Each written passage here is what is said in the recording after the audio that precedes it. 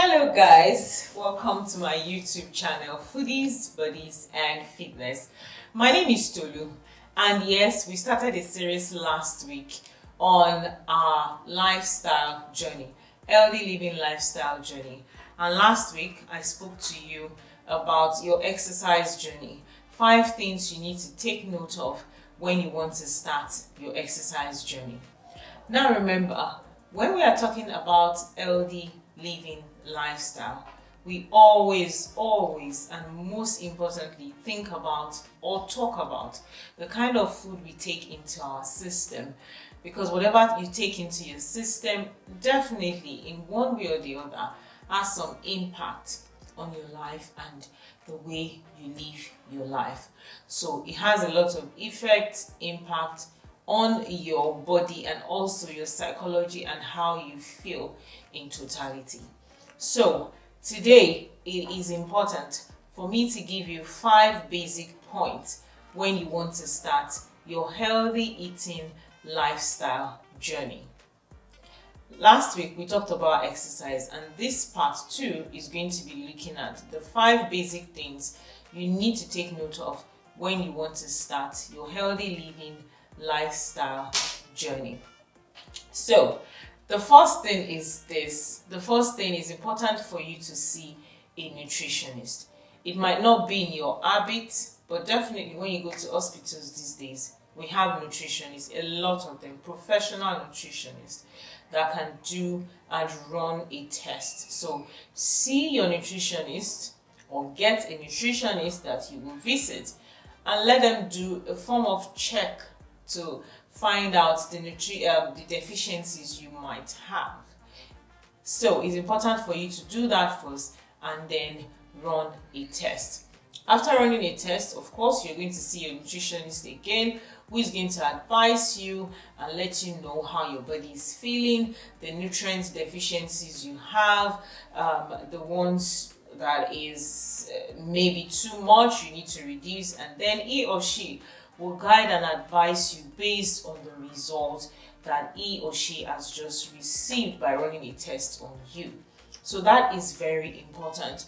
Don't just assume maybe you have severe headache and then you say, oh, it's deficiency of this. It might not be.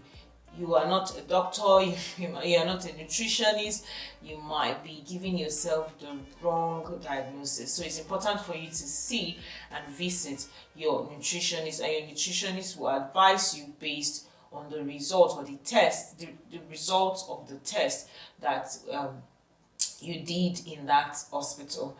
Now, the second point is this, and the second point is very important. Remember, you have just visited your nutritionist, and your nutritionist has advised you. Sometimes they go as far as giving you some of the type of food that you should eat more in order to have those nutrients that have been lost replaced in your system. But it's important for you to do some form of research to find out the kind of food you should be eating that has the all those foods that you know they have, through your research, those nutrients that you need in your body.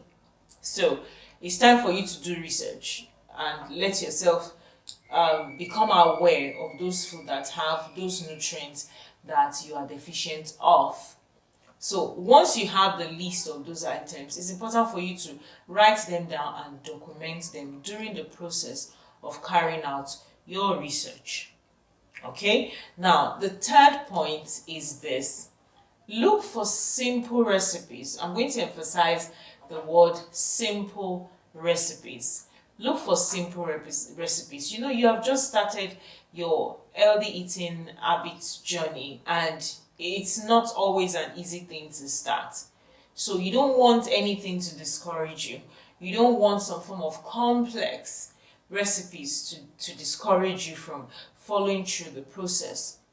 So it's important for you to look for really very simple, easy recipes that are not time consuming that you can make. But remember that those recipes should have at least 80% of some of those food items that you have researched in number 2, which we believe now those food items or ingredients do have the nutrients that your nutritionist says or advise you to make sure it is contained in your meals. So you need to look for simple recipes. Now let's go to the 4th point.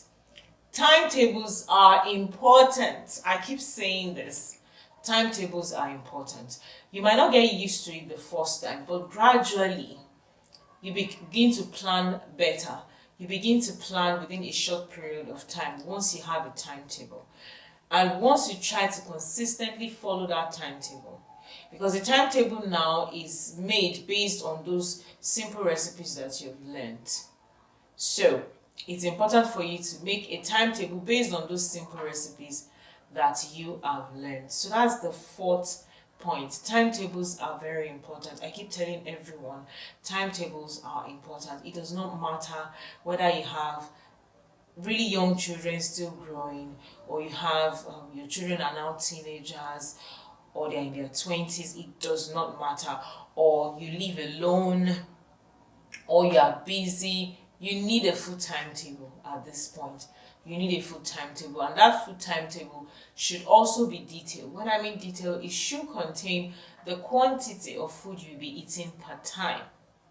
So for instance, if you're going to be eating about 250 grams of one wrap of eba, it should be stated in your timetable. So you need a timetable so that you can ensure that at least 80% of your daily meals contain those nutrients that you need in your body.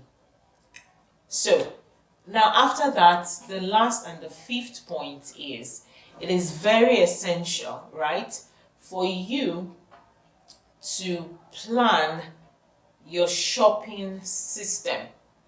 Remember, most food that contain a lot of nutrients required are perishable items, are vegetables, are fruits. So sometimes you're going to be having more of that in your diet.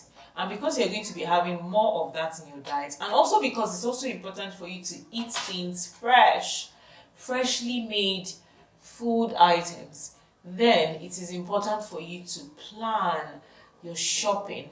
Are you going to be shopping twice in a week? Are you going to be shopping 3 times in a week? And that planning will only be possible when you have a timetable. So, for instance, if I'm going to make a particular salad that I love so much, maybe with red cabbage, and I just want to make for 2 days, so I'm going to eat it on Monday, and I'm also going to eat it on Tuesday as a sider to one of my main dish. Of course, I would have made it over the weekend, so I know what I'm shopping for a week based on that timetable. And I also know that I am making this particular quantity because I am only having that salad as a sider for my meal just 2 times in a week. You cannot know that if you do not have a timetable. So our number 4 point is for you to have a timetable, and then you need to plan your shopping based on that timetable that you have made or that you have designed for yourself. So I'll repeat the 5 points. The first one is you need to see your nutritionist. The second thing is you need to do some form of research and find out the food containing the nutrients that you need, and then list them out. Because once you list them out, this will help guide the kind of simple recipes that you should choose. And that brings us to the 3rd point, which is it's important for you to find or look for simple recipes. Very simple recipes, but make sure that those recipes contain about 80% of some of those food items you have listed in number 2. Now, the 4th point is it is very important for you to have a timetable, and that's why, yes, I have on seller 2 very short books, ebooks that talk about weight loss and weight gain, and I also did provide timetable there that works for you and gave a few recipes.